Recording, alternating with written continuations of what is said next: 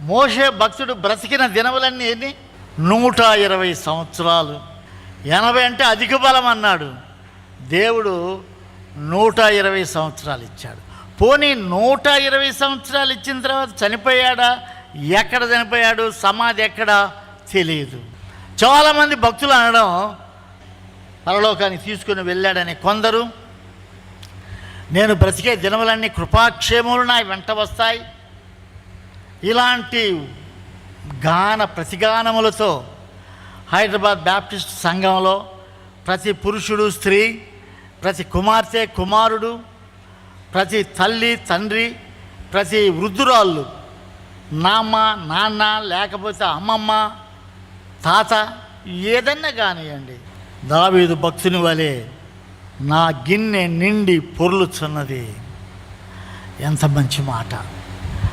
దావీదు భక్తుడు ఈ అనుభవం కలిగి ఉన్నాడు. నా గిన్నె నిండి పొర్లుచున్నది. నేను బ్రతుకు దినములన్నీ కృపాక్షేమములే నా వెంట వచ్చును. చిరకాలం యెహోవా మందిరములో నేను నివాసం చేస్తాను. కృపయు క్షేమము నా వెంట వస్తాయి. మనమందరం కూడా ఎతుకులు ఆడుకుంటాం, కృప ఎక్కడుందో క్షేమం ఎక్కడుందో వాటి వెంట పోవాలని. దావీదు అంటాడు, నేను వాటి వెంట వెళ్ళని అవసరం లేదు, నేను ఎక్కడికి వెళితే అక్కడ కృపాక్షేమములు నా వెంట వచ్చును. ఎంత గొప్ప ధన్యత! దేవుడు కాపరిగా కలిగి ఉంటే కృప క్షేమం నీ వెంట వస్తాయి. నువ్వు వాటి వెంట పోవని అవసరం లేదు, అవి నీ వెంట వస్తాయి.